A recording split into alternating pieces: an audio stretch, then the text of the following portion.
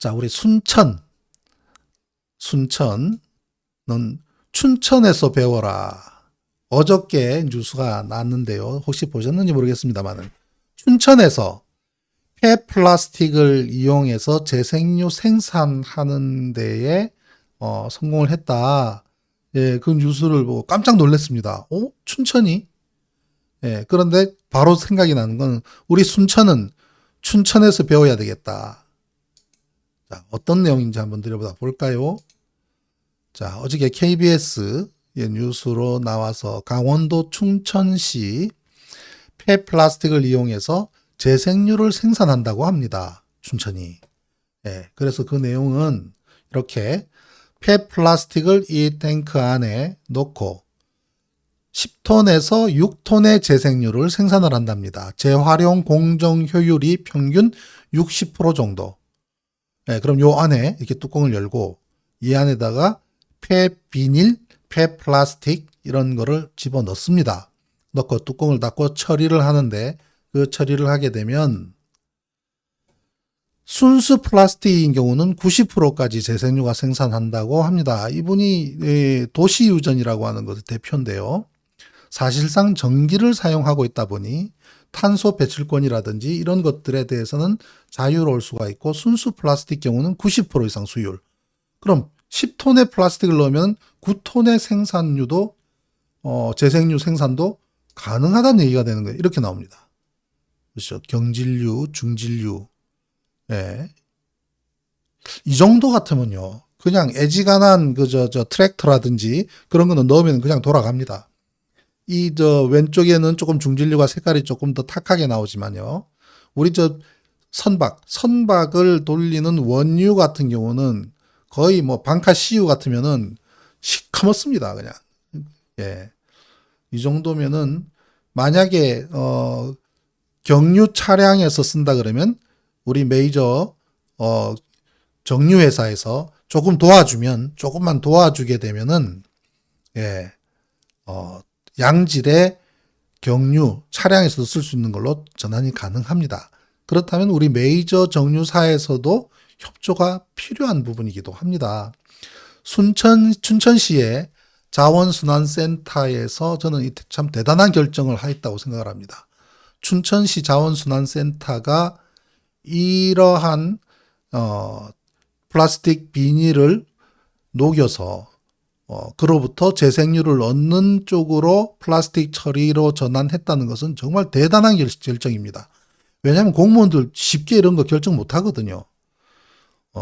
제가 순천을 이야기하는 것도 2019년 재작년에 이러한 처리 방식이 있는데 왜 엄청난 돈을 들여서 소각으로 가느려고 하느냐. 가서 그쪽에 있는 그 환경단체 분도 만나고 대학의 교수님들도 만나고 순천시장님도 만났습니다. 네, 그래서 제가 설득을 했는데요. 여전히 기존 방식대로 그냥 달려가고 있어서 참 안타깝더라고요. 근데 지금 춘천이 이러한 결정을 했습니다. 그래서 지금 현재는 R&D 사업 쪽으로 일단 시작을 하겠다는 거죠. R&D 사업 쪽으로 시작을 해보고 사업성이 우수한 것으로 판단되면 그때는 더욱더 확대해 나가겠다. 그럼 강원도 전체가 그렇게 폐비닐, 폐플라스틱을 재생유로 만드는 사업을 하게 되는데 사실 이게요. 만약에 더 확대가 된다고 하면요. 기존에 매립해 놓은 것들, 이렇게 매립을 해 놓은 것도 다시 파내서, 이게 바로 좀 이 시스템의 장점 중에 하나가 기존에 땅 속에 묻혀져 있는 것들도 다시 파내어서 처리가 가능한 부분입니다. 왜냐하면은 그 탱크 안에 흙 같은 찌꺼기도 같이 들어가도 상관이 없습니다. 플라스틱만 깔끔하게 들어갈 필요가 없습니다. 그냥 들어가면 적절하게 재생유가 처리가 되고 남는 슬러지들이 남는 것들은 나중에 한 10%, 20% 정도의 슬러지들은 별도로 또 빠져나오게 되는 거거든요. 그렇기 때문에 플라스틱 재활용이라는 측면에서 지금 현존하는 우리가 할 수 있는 가장 우수한 시스템인 거죠. 근데 지금까지는 저온 열분의 방식이었습니다. 저온 열분해라는 것은 뭐냐면 우리가 소각을 한다고 하면 무언가를 태운다, 플라스틱을 태운다고 하면 적어도 700도, 800도, 700도, 800도 정도까지의 온도를 올려서 태우게 되면은 그것이 녹아서 그 열을 이용하는 거죠. 그 열로 물을 끓이고 끓는 물로 스팀을 생산을 해서 터빈을 돌리면은 전기가 생산되고, 즉 소각을 통해서 만들어진 열, 그거로 인한 스팀, 그거로 전기를 만드는 쪽으로 했다면 저온 열분해라는 것은 그보다 훨씬 낮은, 그럼에도 불구하고 400도, 500도 가까이 됩니다. 300도, 400도, 500도 그 수준으로 녹이게 되면은 제일 처음 LPG 가스가 나오고 그 다음에 재생유가 나오게 되는데요. 경유가 나옵니다. 플라스틱에서 경유가 나온단 말이에요.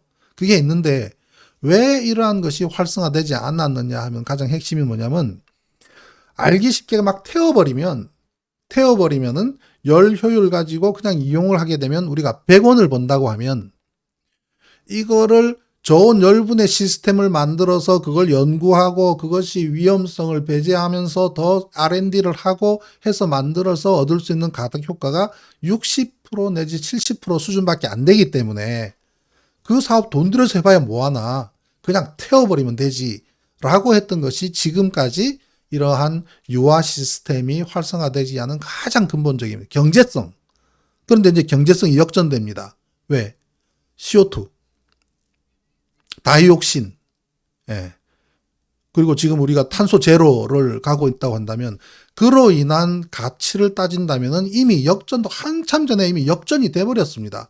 이걸 우리가 재활용만 할 수가 있다고 할 것 같으면 우리 일반 아파트에서 재활용을 하고 나누는 것부터 시스템적으로 싹 다 바뀌어야 될 부분까지도 상당히 많은 변화를 가져오게 되는데, 알기 쉽게 우리가 쇼핑을 가면 마트에 장을 보러 가면 까만 비닐 한 장이라도 우리가 그거를 쓰지 말자는 운동을 벌이고, 또 휴대용 우리 커피 재활용 컵도 쓰지 말자고 막 지금 운동을 하는 데에는 사용을 줄이자는, 좋습니다. 사용 줄이는 건 좋지만 사용을 줄이는 것보다 이미 사람들이 한번 편리함을 경험한 사람들은 다시 거꾸로 돌아가는 거 쉽지 않습니다.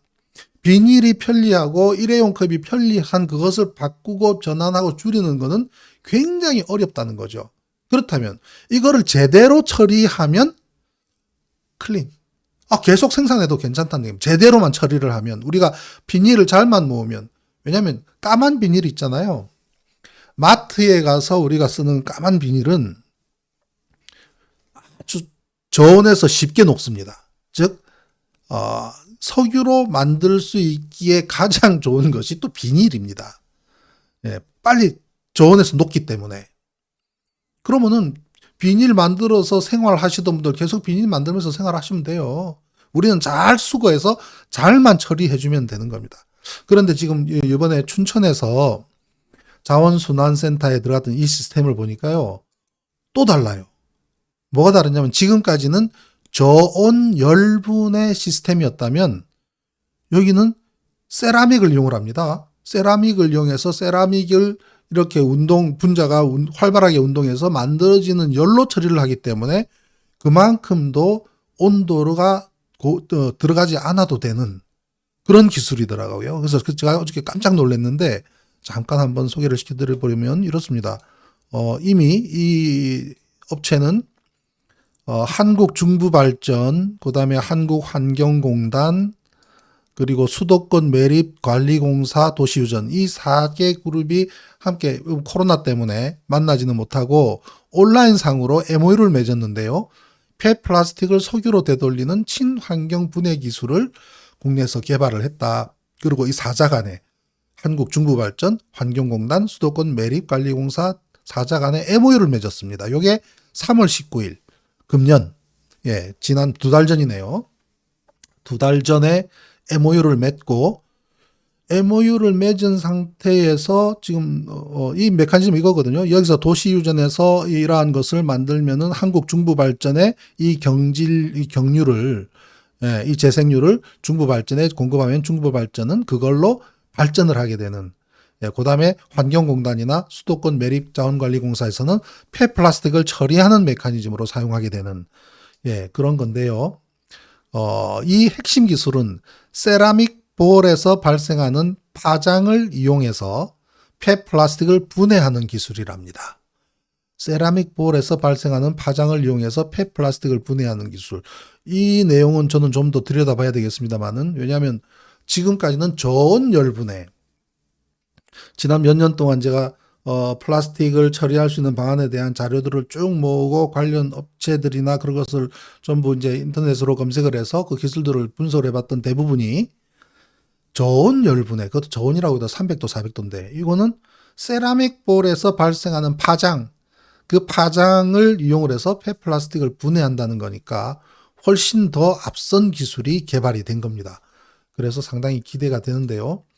요 앞번까지 요걸 조금만 더 설명을 드리면 이런 겁니다. 세라믹 볼에서 발생하는 파장을 이용해서 폐플라스틱을 친환경적으로 분해하는 기술이고, RGO 방식, Regenerated Green Oil 방식의 파동 분해 기술을 개발했다는 겁니다. 예. 이 세라믹 볼에 열을 가하고 거기서 발생하는 파동에서 발생하는 그 파동 에너지가 플라스틱 제조 과정에서 결합한 탄소 분자 고리를 끊어내 원래 모습인 석유로 되돌린다는 겁니다. 그럼 장점은 뭐냐? 유해물질이나 냄새, 연기를 거의 발생하지 않아서 친환경적이고, 최근 중부발전, 한국환경공단, 수도권 매립공사, 폐자원 재생유 고도화 및 활용을 위한 업무 협약을 맺었다는 겁니다. 상당히 기대가 됩니다. 요 이전에 한번 제가 재작년에 2019년에 진행되던 내용을 하나 소개를 드리면 뭐냐면요. 제주도에 이런 게 있습니다. 제주도에 제주 남부발전이라고 있습니다. 제주 남부발전이라고 있고요. 또 제주도에는 그린 에너지, 그린 에너지, 제주 그린 에너지라고 하는 여기 보이는 회사가, 여기는 이제 남제주 화력발전소 남부발전인데요. 제주 그린 에너지라는 회사가 있습니다. 그런데 제주 그린 에너지는 유화 시스템을 하는 회사예요. 기술이 그렇게 뛰어나다고 볼 수는 없는데요. 그런데 유화 시스템을 쓰는데 남부발전이 중대한 결심을 합니다. 알기 쉽게 옛날에 SRF라든지 뭘 태워서 발전을 하는 시스템을 하지 않고 이 제주 그린 에너지에서 생산한 재생유를 우리가 비싸게 사주겠다. 제주도라는 곳은 청정지역이기 때문에 제주도에서 무언가를 태운다면 거기서 CO2 나오고 또 다이옥신 나오고 연기 나오고 그렇기 때문에 제주도는 재생유를 그대로 쓰는 게 좋다. 그러면 제주 그린 에너지는 재생유를 만드는데 생산성이 별로 없기 때문에 우리가 그걸 전량 사줄게, 비싸게 사줄게 라고 약속을 합니다. 대단하지 않습니까? 남부발전이. 그래서 남부발전이 제주 그린 에너지와 손을 잡고 경영 지원도 해주고 컨설팅도 해주고 그 다음에 만들어진 생산품을 적정 가격 이상으로 사줍니다. 그게 2년 전에 제주 그린 에너지와 남부발전이 협약을 맺습니다. 그런데 SK 에너지라고 하는 그죠? SK 이노베이션, 우리나라의 이 화학의 양대 산맥은 LG 화학하고 SK 이노베이션이 양대 산맥 아닙니까? 화학에서 그렇습니다만은 2차 전지에 가서도 둘이 뭐 대판 싸웠습니다. 뭐 해결은 했지만 합의는 보고 지금은 정리가 됐지만 꽤 오랫동안 중국에서도 싸우고 미국에서도 싸우고 법정 소송까지 가고 난리도 아니었습니다. 그 LG 화학과 SK 이노베이션 두 그룹이 있는데 이 유화 설비 시스템에서 원조는 LG 화학입니다. LG 화학은 1996년부터 이걸 연구해가지고 굉장히 그레이드를 세계 수준까지 높여놓은 당사자는 LG 화학입니다. 그런데 지금까지 안 했던 것은 아까 말씀드렸던 바와 같이 그 경제성이라고 하는 그거로 해서 쭉 안 해왔는데 SK 이노베이션이 달려든 거예요. 그래서 제주도에서 제주 그린 에너지와 남부발전이 이렇게 좋은 일을 협약을 해서 그러면 우리가 이거를 적극적으로 전국에 한번 공급을 해볼게 라고 해서 제주 두 업체와 함께 SK이노베이션이 협약을 맺습니다. 그게 재작년 2019년 7월 11일 날 SK이노베이션과 제주 클린에너지와 그리고 남부발전 간에 MOU를 체결을 합니다. MOU를 체결을 하고 그 한 달 뒤에 요게 재작년 7월 11일입니다. 재작년 7월 한 달 뒤에 국회에서 플라스틱 재활용 활성화 방안 정책 토론회를 갖습니다. 누가 주관을 하느냐? 민주당 한정혜 의원실에서 주관을 합니다. 이분은 지금 재선 의원인데요. 이 주관할 때는 초선 의원이셨고요. 그 다음에 지금 현재는 환경부 장관이고요. 환경부 장관이 되기 전에는 민주당 정책위 의장을 맡으셨어요. 이분은 미국에서 공부를 한 산업공학을 한 엔지니어 과학자입니다. 예, 산업공학을 전공을 하고 그리고 지금 환경부 장관이 됐는데 이분이 재작년 8월 19일 날 그러니까 제주도에서 MOU를 맺었던 그 내용을 한 달 뒤에 국회에서 정책 토론회를 가졌습니다. 플라스틱 쓰레기의 재탄생, 대안 기술을 통한 플라스틱 재활용 활성화 방안 정책 토론회를 엽니다. 이분이 지금 현재 대한민국의 환경부 장관으로 계시다는 것은 상당히 시사한 바가 큽니다. 그래서 대단히 역할을 해주시기를 기대를 하고 지금은 이제 환경부 장관이 되신 지 얼마 되지 않았기 때문에 잘 못 들여다보시겠지만 앞으로 전국적으로 이 플라스틱 재활용 문제에 있어서 많은 좋은 그런 정책을 만들어내실 거라고 생각을 합니다. 그래서 재작년에 국회에서 이러한 것을 한 나비 효과로 우리나라 석유화학업계가 발칵 뒤집어져서 폐플라스틱 비닐 재활용 방안에 대해서 본격 착수하겠다는 기사들이 그 한 달 뒤에 쏟아져 나오고요.